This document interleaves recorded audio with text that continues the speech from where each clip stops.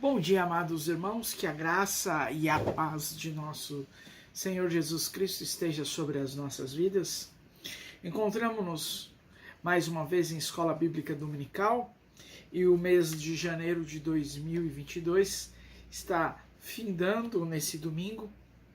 E eu convido os amados irmãos nesse instante em abrirem as suas Bíblias no livro de Salmos, capítulo 71, livro de Salmos, capítulo 71, para nós fazermos a nossa meditação matinal e dominical. Palavra do Senhor no livro dos Salmos, capítulo 71, diz-nos assim: Em ti, Senhor, me refugio, que jamais eu seja envergonhado. Por tua justiça me livrarás e me libertarás. Inclina para mim teus ouvidos e salva-me. Sê para mim rocha de refúgio e sempre acessível, pois decidiste salvar-me. Sim, é o meu rochedo e minha fortaleza. Meu Deus, livra-me da mão do ímpio, das mãos dos criminosos e dos violentos. Tu és minha esperança, ó soberano Senhor. Desde em ti toda a minha confiança desde minha juventude. Ora, desde o ventre materno dependo de ti, das entranhas de minha mãe me separastes. Dia após dia és motivo de todo o meu louvor. Para muitos tornei-me um prodígio, enquanto eras tu meu refúgio fortificado. Minha boca está repleta do teu louvor e constantemente proclamo o teu esplendor. Nesse instante, amados irmãos, vamos fechar os nossos olhos e vamos fazer uma oração ao nosso Deus. Amado e soberano Deus, nesse instante que nós, de forma virtual, estamos nos reunindo em Escola Bíblica Dominical. Muitos participarão ao vivo hoje e muitos participarão no longo dos dias e das semanas. Mas que a tua palavra seja uma palavra de esperança, de conforto para nós, uma palavra que venha de encontro com nossos anseios e necessidades. Pedimos tudo isso em nome do Senhor Jesus Cristo. Amém. Amados, nós queremos falar nesta manhã, refletirmos sobre o caminho do profeta. O caminho do profeta. O tema de nossa meditação deste domingo convida a refletir a respeito do caminho do profeta. Caminho este que destacamos, um caminho de sofrimento, de solidão, de risco, mas também caminho de paz e de esperança, porque é o caminho onde Deus está. A palavra de Deus assegura ao profeta que a última palavra será sempre dele, do próprio Deus. Não temas, porque eu estou contigo para te salvar.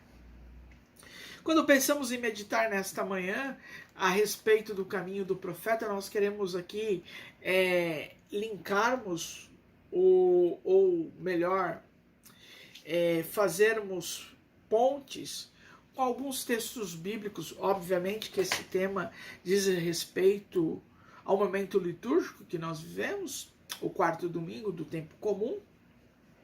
É um tema que mostra a respeito do ser profeta.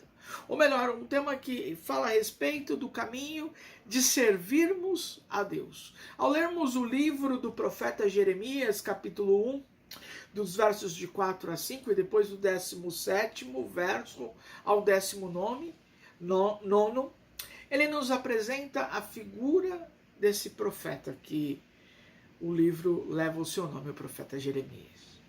Escolhido, consagrado e constituído profeta pelo próprio Deus.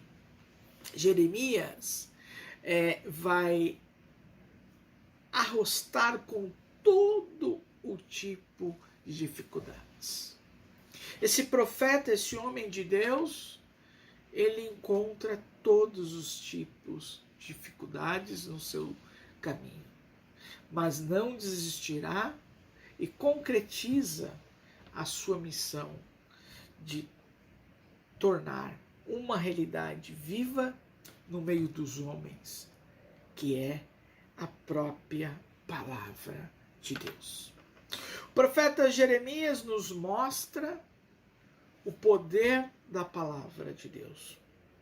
Quando lemos a primeira epístola do apóstolo São Paulo aos Coríntios, capítulo 12, verso 31, e o capítulo 13, todo o capítulo 13, parece um tanto desenquadrado, fora de esquadro desta temática a respeito do caminho do profeta.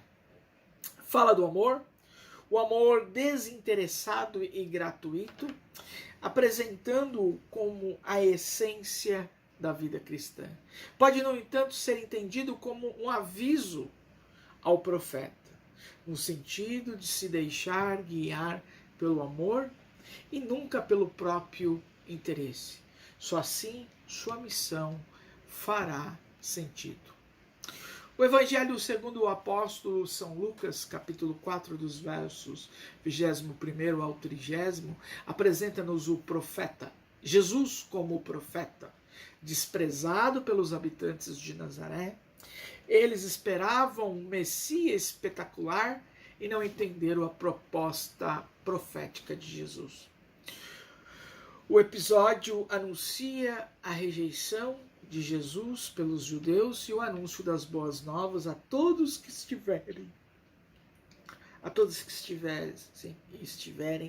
dispostos a acolhê-la, sejam pagãos, judeus, gregos, gentios. A palavra de Deus, ela é uma proposta para todos. Quando nós lemos o Salmo de número 71, ele começa em Ti, Senhor, me refugio que jamais eu seja envergonhado. O salmista está escrevendo e tem um link com a vida profética que no sentido que eu quero dizer aqui, amados irmãos, é a nossa vida cristã, é a nossa caminhada, é a nossa jornada cristã. Ela tem que ser profética. Profeta não é um adivinho, profeta é aquele que anuncia as boas novas. E nós, como sendo discípulos de Jesus Cristo, como o próprio apóstolo São Paulo diz, sejais imitadores de Cristo como eu sou. Somos convidados como homens e mulheres de Deus, a trilharmos um caminho de profeta, um caminho de levar os anúncios, ou melhor, o anúncio do Senhor Jesus. E o salmista coloca ainda no verso 3, se para mim rocha de refúgio, sempre acessível, pois decidiste salvar-me, sim, és o meu rochedo e minha fortaleza. O salmista, os profetas, o livro de Jeremias, a epístola aos Coríntios, o Evangelho, não nos isenta de termos dificuldades, lutas, mas dizem para nós termos ânimos. E o salmista, no verso 8, até onde nós propusemos lermos, diz, minha boca está repleta do teu louvor e constantemente proclamo o teu esplendor. Que sejamos assim como homens e mulheres de Deus, prontos para proclamar e anunciarmos a palavra de Deus, de forma independente de luta, sofrimento, mas proclamarmos sempre as boas novas. Que o Senhor nos abençoe e nos dê uma excelente aula ministrada com o reverendo Carlos Alberto. Até já. Bom dia, meus irmãos. Nós vamos começar a nossa escola dominical de hoje e eu os convido a que leiamos juntos o texto da segunda carta que Paulo escreve a Timóteo, no capítulo 3, os versículos 14 até o versículo 17. 2 Timóteo, capítulo 3, versículos 14 a 17, a palavra do Senhor nos diz: Tu, porém, permanece naquilo que aprendeste e de que foste inteirado, sabendo de quem o aprendeste, e que desde a infância sabes as sagradas letras, que podem tornar-te sábio para a salvação pela fé em Cristo Jesus. Toda a Escritura é inspirada por Deus e útil para o ensino, para a repreensão, para a correção, para a educação na justiça, a fim de que o homem de Deus seja perfeito e perfeitamente habilitado para toda boa obra. Percebam, meus irmãos, o que diz Paulo no versículo 16.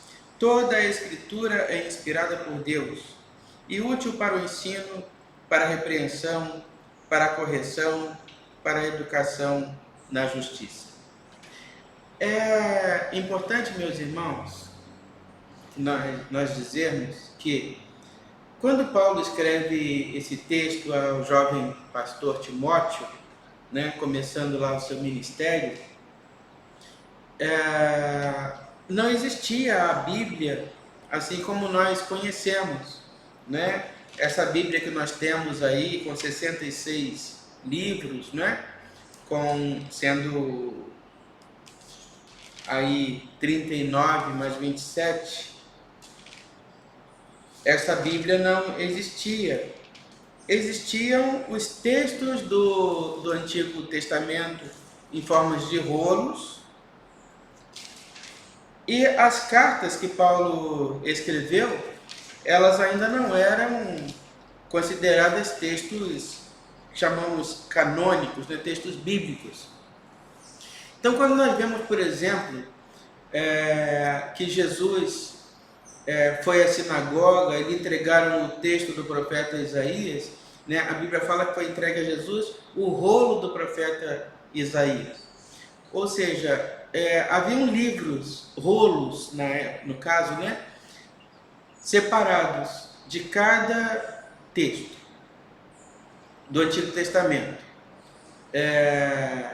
Então, esses textos foram agrupados. E esse ajuntamento desses textos foi chamado de cânon, né? Então tem um cânon do Antigo Testamento e um cânon do Novo Testamento.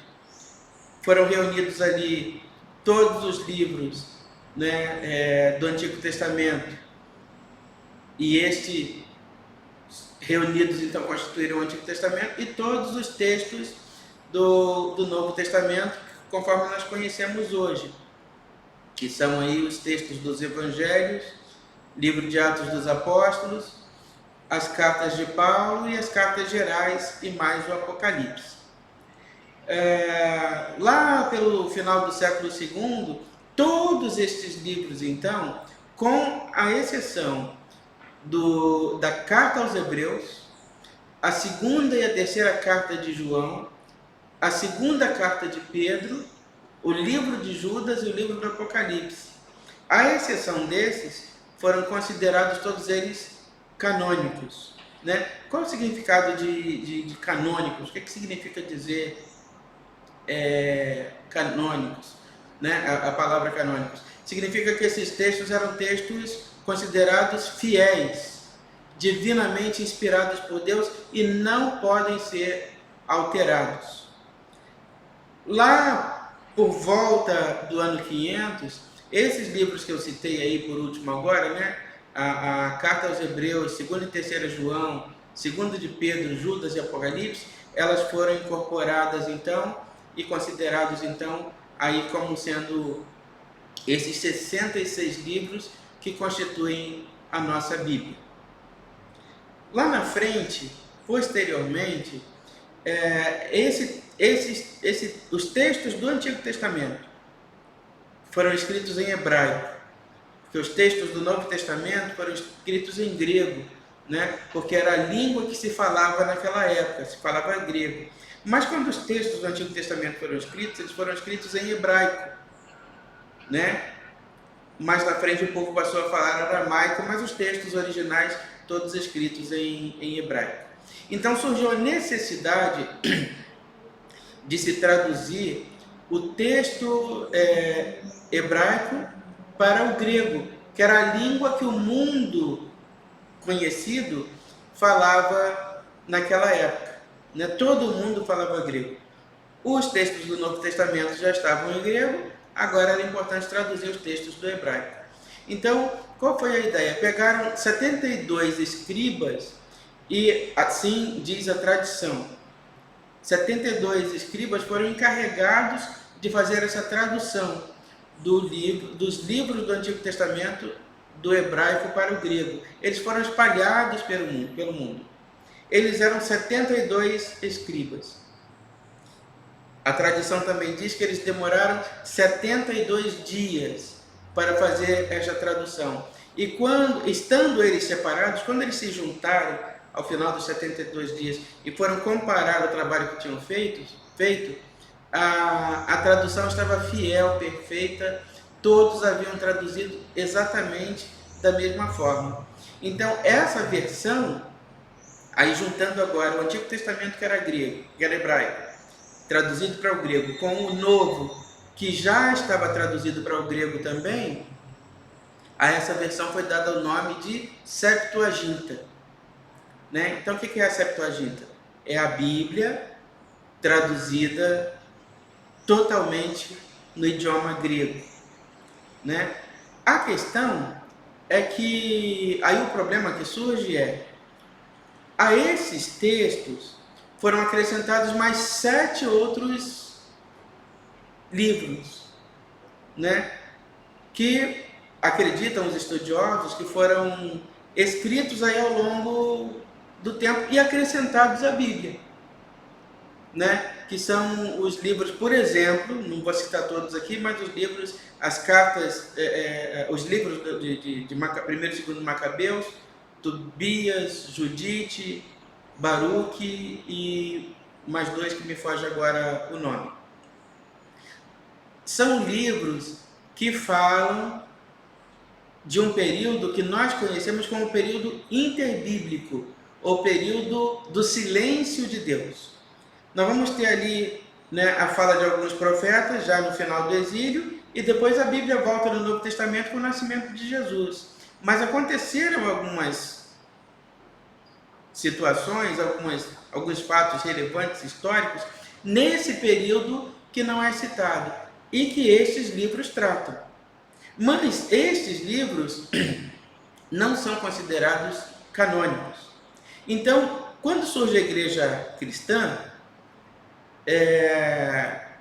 o que os judeus que não se converteram ao cristianismo entenderam? Nós precisamos ter uma Bíblia no hebraico, na nossa língua original, preservando as nossas tradições.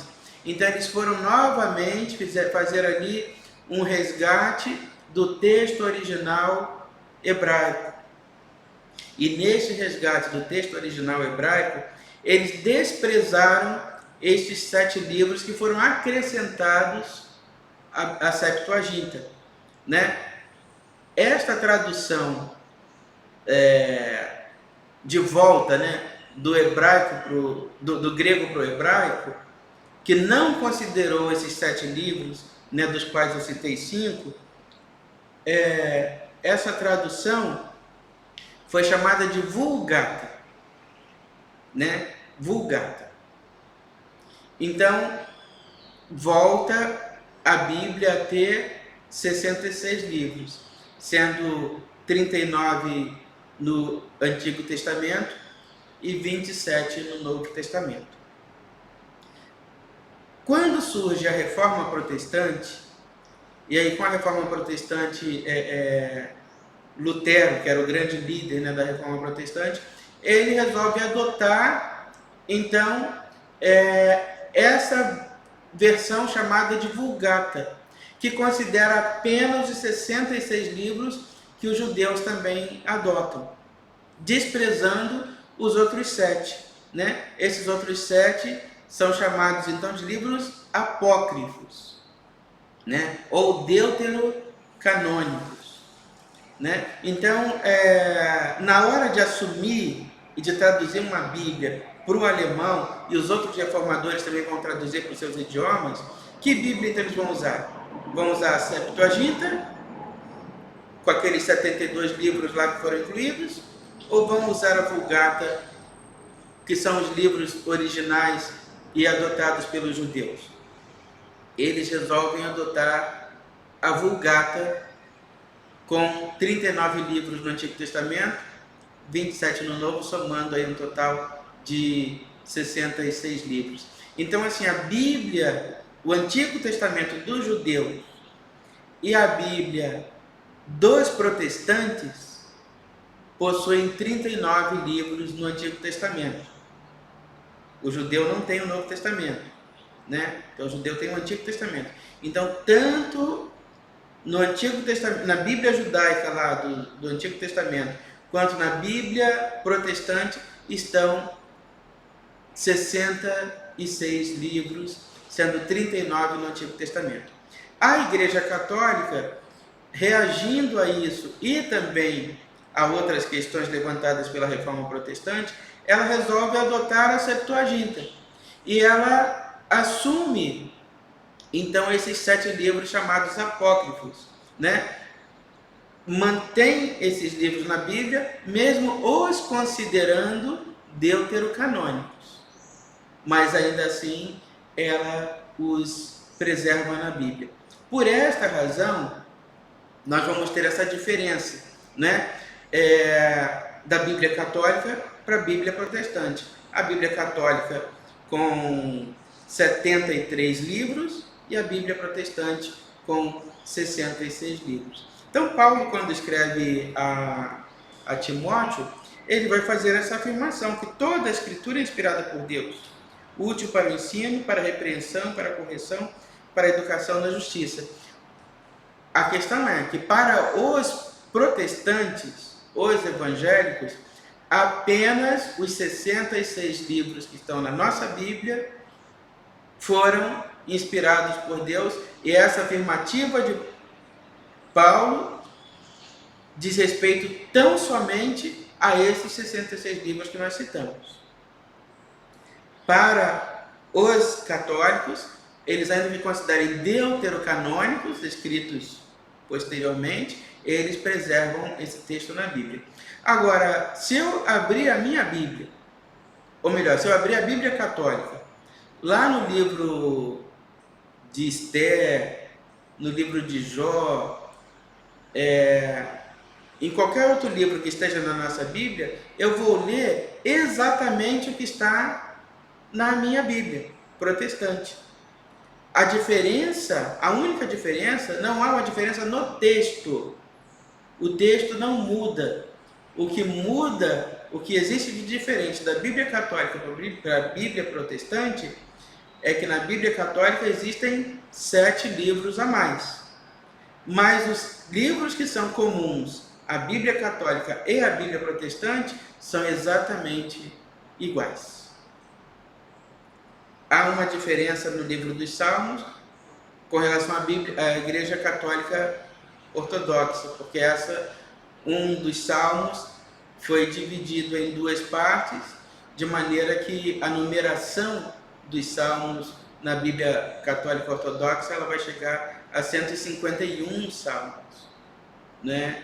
Mas é o que para nós na Bíblia Protestante é um salmo apenas, na Bíblia Católica Ortodoxa são 2 salmos. Mas na verdade é isso mesmo, irmão. Então, se você tem em casa, se recebeu de presente, você vai fazer uma visita a uma pessoa católica e essa pessoa te oferece uma Bíblia católica para que você leia, você pode ler à vontade os textos, à exceção desses 7 livros, os outros livros que nós consideramos inspirados, né? Canônicos, lembrando que canônico é o que é o mesmo que dizer inspirado, né? Então, quando nós dizemos que os livros são canônicos, é porque eles são inspirados por Deus, divinamente inspirados. Então, se eles são divinamente inspirados, você vai ler lá a mesmíssima coisa. Leia Gênesis, Êxodo, Apocalipse, Samuel, Jó, Isaías, Jeremias, você vai ler exatamente o que está na nossa Bíblia protestante. A diferença da Bíblia católica para a Bíblia protestante está nesse fato que eu pontuei aos irmãos. o fato de eles terem 7 livros a mais, porque a tradução da Bíblia Católica vem da Septuaginta.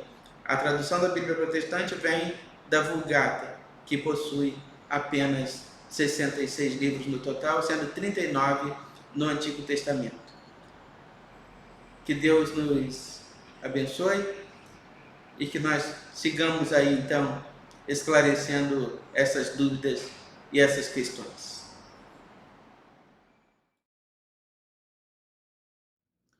Após sermos abençoados por esta aula ministrada pelo reverendo Carlos Alberto, chegamos ao final de mais uma escola bíblica.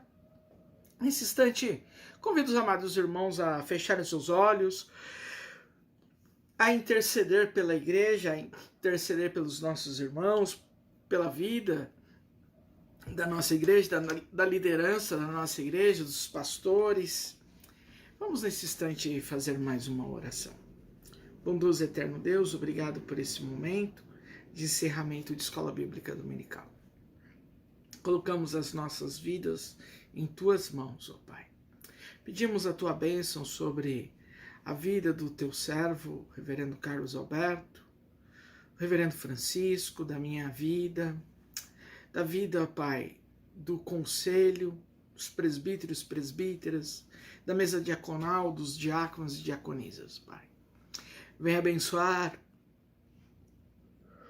toda a liderança da nossa igreja, Pai.